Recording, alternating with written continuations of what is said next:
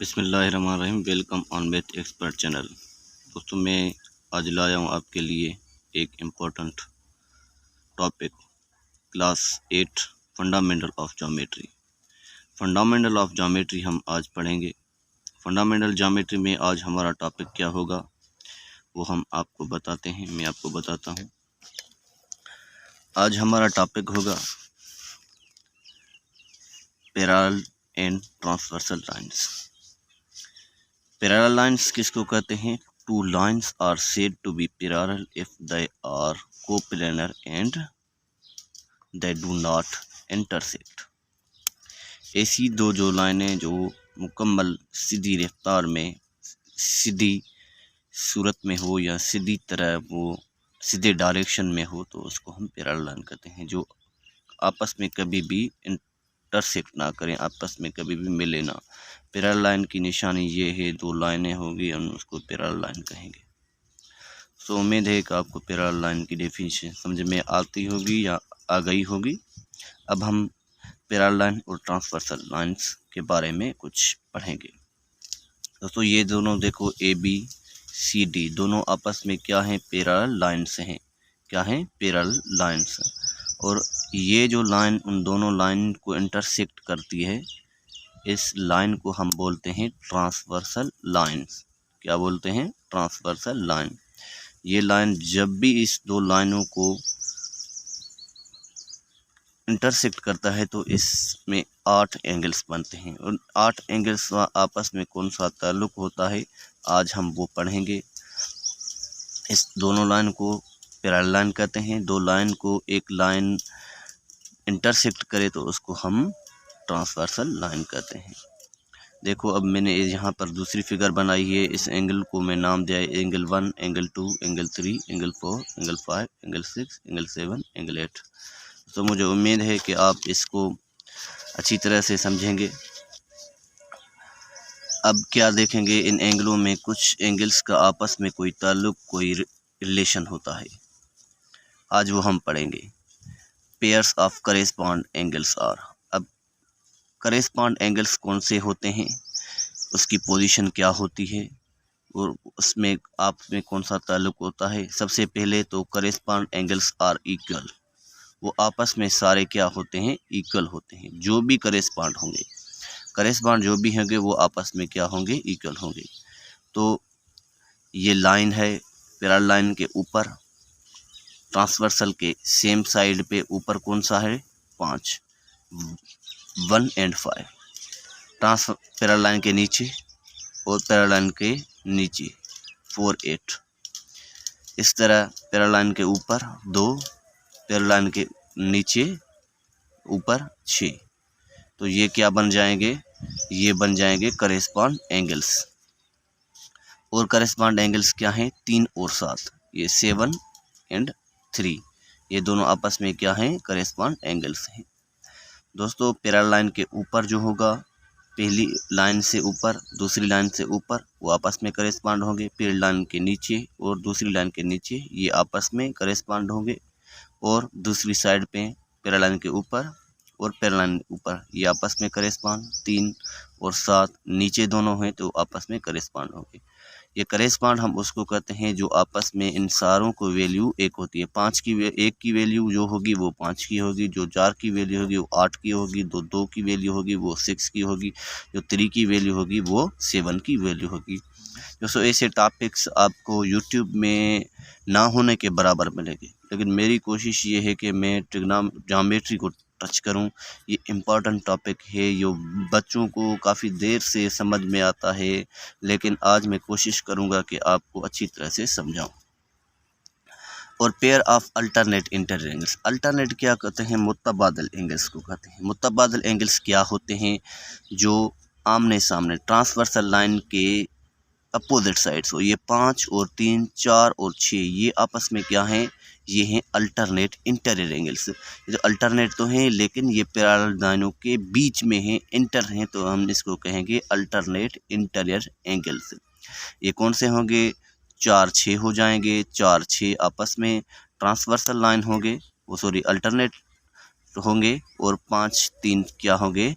Alternate interior angles. Alternate angles भी क्या होते हैं, आपस में इक्वल होते हैं। जो 5 की वैल्यू आएगी वो 3 की वैल्यू आएगी, जो 4 की वैल्यू आएगी वो 6 की वैल्यू आएगी।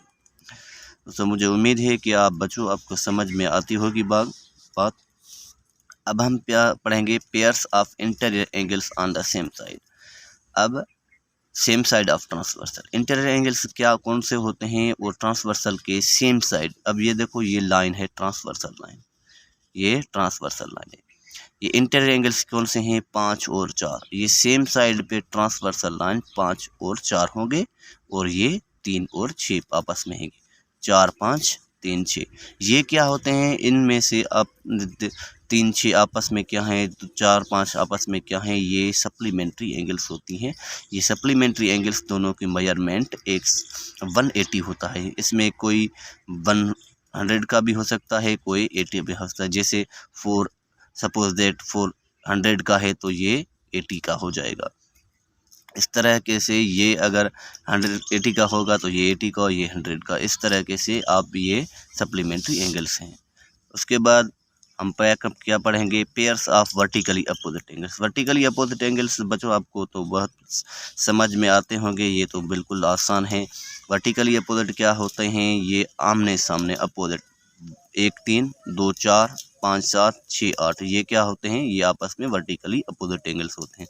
वर्टिकली अपोजिट एंगल्स भी क्या होते हैं, वो आपस में इक्वल होते हैं। 1 3 ये आपस में इक्वल होंगे, 4 2 4 आपस में इक्वल होंगे, 5 7 आपस में इक्वल होंगे, 6 7 आपस में इक्वल होंगे। वर्टिकली अपोजिट और इक्वली नीचे था। अब क्या करेंगे, इंटीरियर एंगल्स। इंटीरियर मतलब तो अंदरूनी, अंदर जो भी होंगे एंगल्स, उसको हम इंटीरियर कहते हैं। इंटीरियर्स कौन होते हैं, ये होते हैं 4 3 5 6, 4 3 5 6, 4 3 5 6। ये मैंने देखे हैं, देखो ये भी क्या होते हैं, आपस में सप्लीमेंट्री एंगल होते हैं। ये दोनों की मेजरमेंट क्या होगी, 180 होगी। ये दोनों की मेजरमेंट क्या होगी, 180 होगी। इसलिए दोस्तों आखिरी एंगल का टाइप है एक्सटीरियर एंगल्स। एक्सटीरियर एंगल्स क्या होते हैं, ये वो पैरेलल लाइन के बाहर हो, पैरेलल लाइन के बाहर हो। ये क्या होते हैं, 7 8 और 1 2, 7 8 1 2। ये दोनों भी सब एक्सटीरियर एंगल्स भी आपस में क्या होते हैं, सप्लीमेंट्री होते हैं। इन दोनों की मेजरमेंट कितनी होगी, 180। ये इन दोनों की क्या होगी, 180। ओके, ये आपस में एक्सटीरियर और इंटीरियर एंगल्स आपस में इक्वल नहीं होते हैं, ये याद रखनी है बात। ये क्या होते हैं, ये सप्लीमेंट्री होते हैं। ओके दोस्तों, अगर ये आपको वीडियो पसंद आया, ये टॉपिक आपको पसंद आया है, तो ये हमारा छोटा सा चैनल है, आपकी सपोर्ट की ज़रूरत है। हमको सब्सक्राइब करें, शेयर करें, लाइक करें, और दूसरी जो भी टॉपिक आपको पढ़ने हैं या आपको उनके बारे में नॉलेज हासिल करनी है, तो आप कमेंट करें, हम उनके बारे में आपको अच्छी वीडियो बनाकर भेज देंगे। दोस्तों, अब मैं एक प्रॉब्लम ले आया। मैंने एक फिगर बनाई जिसमें मैंने एंगल्स को नाम दिया X Y Z, WXYZ ABCD। अब यहाँ पे क्या होता है, एक एंगल हमको मिली होती है, बाकी 8 एंगल्स हम खुद बनाते हैं। वो कैसे बनाते हैं, सिंपल है। ये जो एंगल्स हम पढ़े हैं, ये हमको याद करने पड़ेंगे, तो हम आसान तरीके से इसको मालूम कर सकते हैं। ये देखो, अब क्या बोल रहा है, फाइंड एंगल सी। एक्स मिला हुआ है, सी हमसे पूछ रहा है। अब बहुत बड़ा जिसको पता नहीं होगा, जो इस एंगल को पढ़ा हुआ नहीं है, वो कहेगा ये सी कैसे मालूम होगा। लेकिन ये जो जिसको भी ये कॉन्सेप्ट है, ये एंगल्स जानता है, exterior, correspond, vertically opposite angles, alternate angle, वो इसको हल करने से पहले ही सिर्फ 1 मिनट में बता देगा कि सी की वैल्यू क्या बनेगी।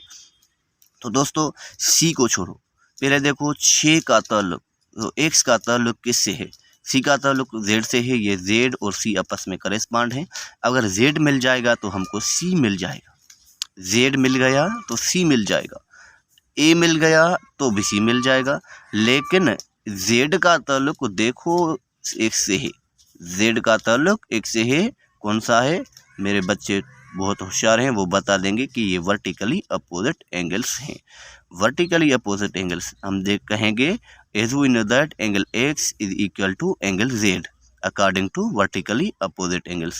x की वैल्यू कितनी है, 60, तो z की वैल्यू कितनी आएगी, 60।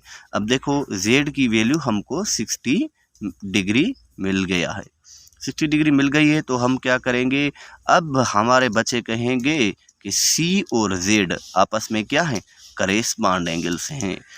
करेस्पॉन्ड एंगल्स भी क्या होते हैं, इक्वल होते हैं। According to correspond angles measurement angle Z is equal to angle C. तो जेड की कीमत कितनी मिली हुई है, डिग्री 60, तो सी की कितनी होगी 60। So measurement angle C is 60। दोस्तों मुझे उम्मीद है ये आपको टॉपिक हमारा बहुत समझ में आया होगा। अगर समझ में आया है तो हमें सब्सक्राइब करें, सपोर्ट करें, लाइक करें, शेयर करें, कमेंट करें। आपका वीडियो देखने का बहुत बहुत शुक्रिया। अल्लाह हाफ़िज़।